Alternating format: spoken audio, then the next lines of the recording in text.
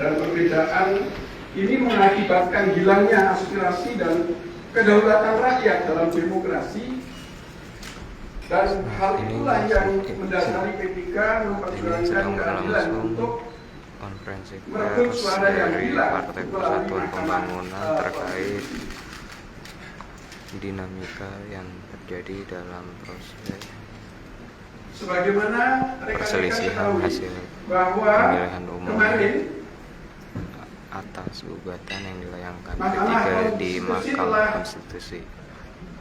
Saat ini mengambil PLT keputusan Ketua Umum DPP 3 yaitu tidak Mardiono telah menyampaikan sikap pemeriksaan atas berikut pernyataan yang disampaikan. perkara-perkara yang diajukan oleh Partai Persatuan Bangunan dalam hal yang terkait dengan parliamentary threshold, di mana di atas saya sampaikan bahwa perolehan suara Partai Persatuan Bangunan menurut versi tabulasi kami adalah 6.343.868 dan menurut KPU adalah yang tadi saya sampaikan 5.858.777. Maka kami berharap Mahkamah Konstitusi menjadi gerbang keadilan di dalam menjaga kedaulatan suara rakyat yang dititipkan kepada Partai Persatuan Bangunan.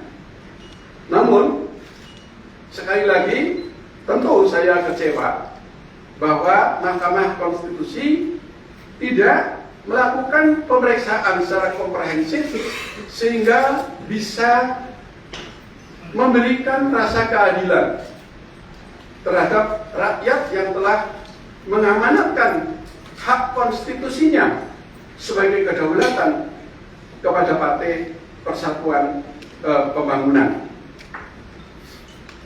Kami prihatin, kami berkewajiban untuk menjaga dan memperjuangkan itu, karena ini adalah amanah yang patut untuk terus kami perjuangkan sampai ke titik akhir, karena ini adalah suara rakyat.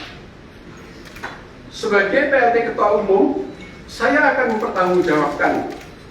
Saya akan terus berjuang melalui jalur konstitusi, hukum, dan politik untuk memperjuangkan semua aspirasi masyarakat yang telah diberikan kepada P3, dan upaya ini juga kami lakukan karena kami tidak ingin masyarakat atau rakyat nanti menyalurkan aspirasinya di jalanan atau di luar konstitusi.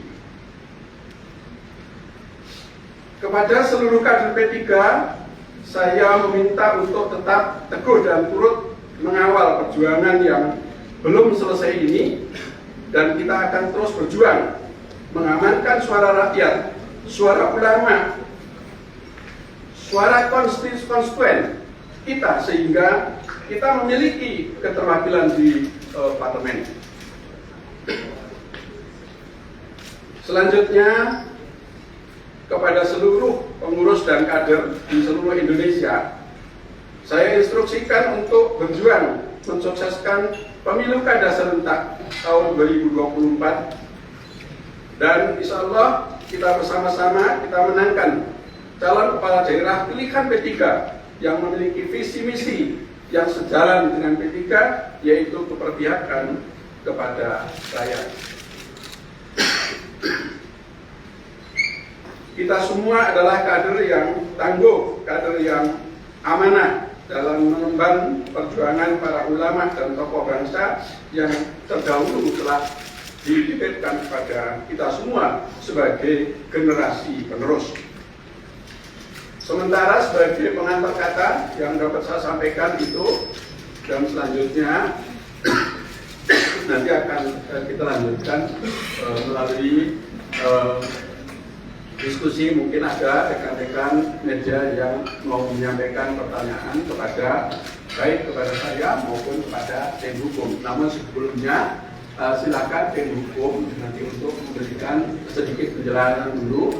Ini tim hukum yang membidangi, yang dalam rangka upaya untuk berjuang di Mahkamah Konstitusi untuk mendapatkan keadilan dalam upaya untuk menjaga kedaulatan rakyat yang dititipkan kepada Partai Persatuan Pembangunan. Silakan Pak Boyamin. Assalamualaikum warahmatullahi wabarakatuh. Baik, rekan-rekan sekalian yang kami hormati Bapak PNT, Pak Adi Mardiono, kemudian juga Sekjen dan Waktu, dan kawan saya Ketua Bidang Hukum yang pada sekali hadir dalam proses ini.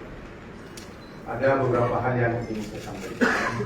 Pertama, saya sebagai tim hukum sangat kecewa terkait dengan langkah-langkah atau putusan-putusan yang telah dikeluarkan oleh Mahkamah Konstitusi.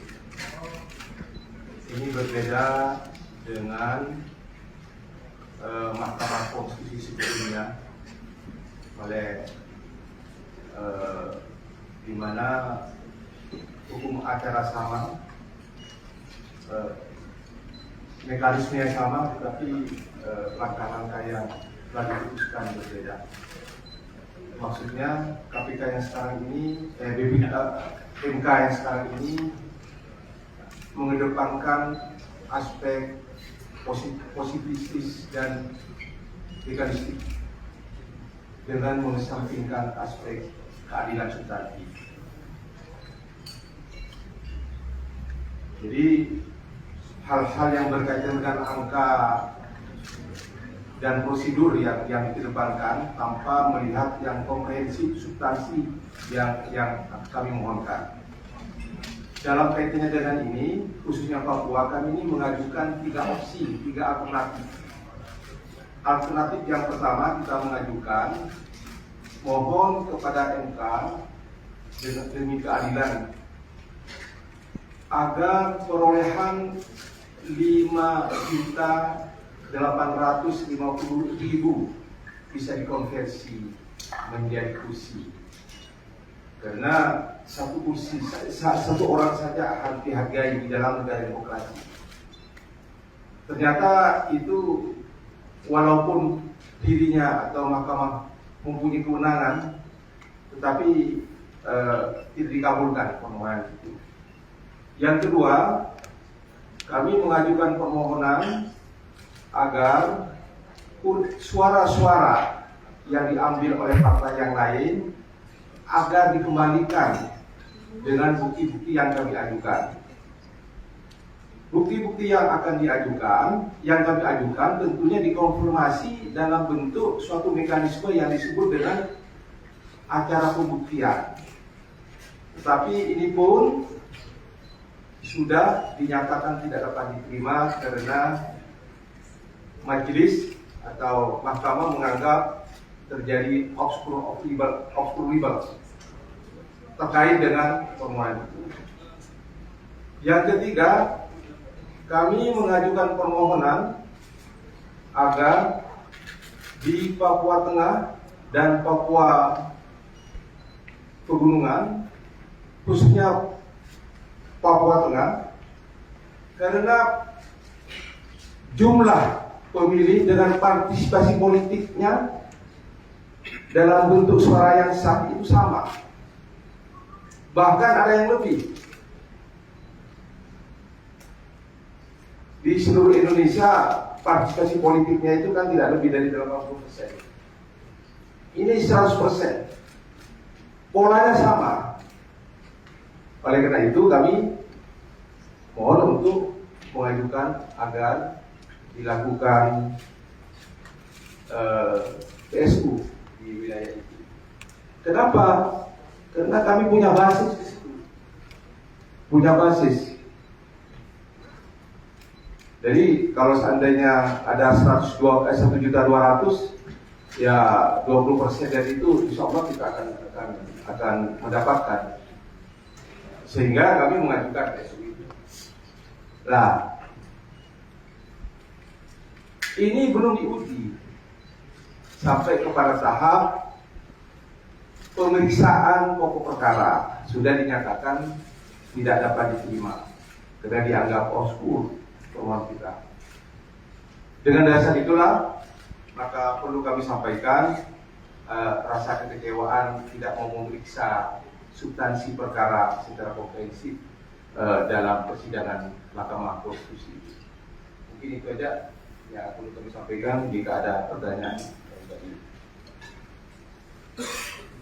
Terima kasih Pak PLT Ketum dan Pak Sulaiman. Selanjutnya kami persilahkan pada rekan-rekan media untuk menyampaikan pertanyaannya. Tolong nih, ya Pak. Ya, silakan. Dari Demikian baru saja disampaikan pernyataan sikap yang disampaikan oleh PLT Ketua Umum P3 Muhammad Mardiono dan tim hukum P3 yang telah berjuang lalu juga di bahkan KPU sudah mungkin sepertinya sulit Mahkamah bagi P3 Konstitusi. untuk lolos. Nah itu Pada dari tim intinya, hukum sebenarnya apa kesimpulannya, dari dalil itu nggak dikabulkan karena PLT Ketua Umum beberapa menyampaikan misalnya dari Jawa Timur bahwa Mahkamah itu menilai tidak P3 dapat ada merasa penjelasan kecewa detail atas mengenai putusan lokasi tempat terjadi peralihan suara MK apakah yang ini dikeluarkan apakah itu bisa lantaran masih sebenarnya ada bukti yang cukup kuat bagi jutaan P3 untuk itu. jutaan Lalu, suara yang telah diberikan kepada mungkin ke Pak P3 Mardiono. itu Lalu menjadi gimana sia-sia. Pak kalau misalnya dengan Demikian laporan yang situasi bisa seperti ini saya sampaikan apa yang dari akan dilakukan kantor oleh DPP P3 dan P3. mungkin Pak Mardiono sendiri sebagai PLT Ketum